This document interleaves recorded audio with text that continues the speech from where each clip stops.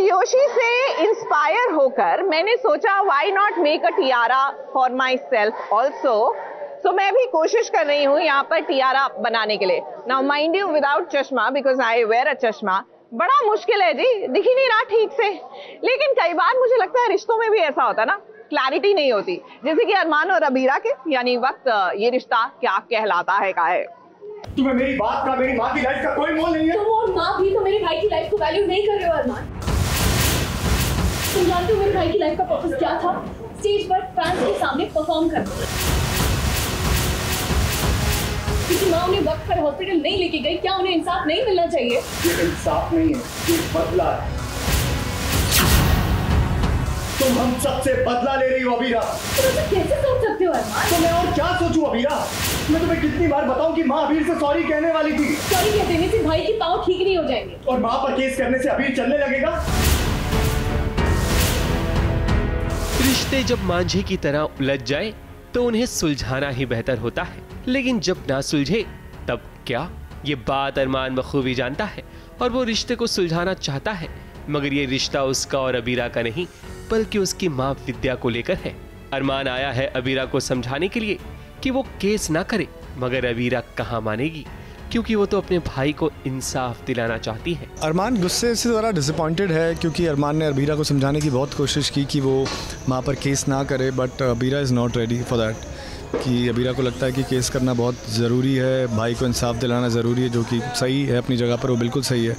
And इस वजह से Armaan is very furious and disappointed right now, क्योंकि उस पर फैमिली वाले प्रेशर बना रहे हैं कि वो लड़की ने केस कर रही है और तुम कहते हो वो तुमसे प्यार करती है। तो वो ऐसी कश्मकश में फंसा है जहाँ पे वो गुस्सा निकालने उस पर आता है। अरमान और अबीरा की बातों को सुनकर अबीर बेचैन हो जाता है और वो अपने आप को संभाल नहीं पाता, तभी तो वो बेड से नीचे गिर जाता है।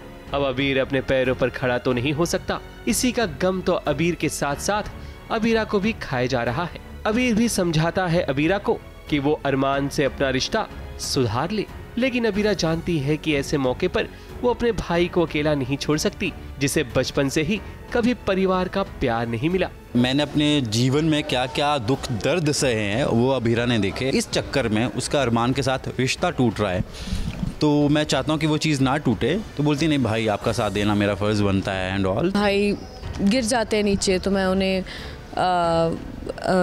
ठीक से मतलब अच्छे से बिठाती हूँ, तो बोलते हैं अरमान आया था ना, तू रो रही थी, ये सब हो रहा था, तूने मुझे बताया क्यों नहीं, और मेरी वजह से तेरी ज़िंदगी पे इतना बुरा असर पड़ेगा। तो मैं उनको एश्योरेंस देती हूँ कि मेरे लिए भाई से ऊपर कुछ नहीं है। मेरे लिए ऑफ कोर्स अरमान बहुत ज़्यादा मैटर करता है, लेकिन मैं उनका साथ नहीं छोड़ूंगी भाई का, बिकॉज उनको बचपन से फैमिली नहीं मिली है, फैमिली का साथ नहीं मिला है। अबीरा की कश्मकश उसे अंदर से खोखला कर रही है। अब देखिए अबीरा इसलिए और रो रही है क्योंकि उसे वो दिन याद आ गया जब अरमान ने उसे पहली बार प्रपोज किया था।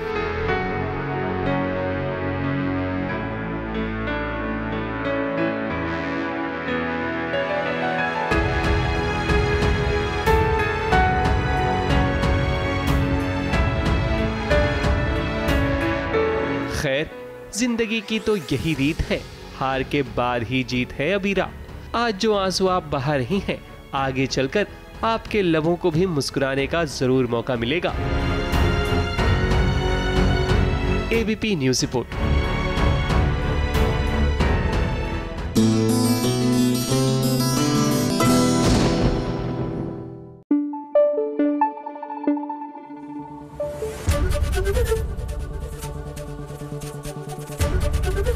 एबीपी न्यूज़ आपको रखे आगे।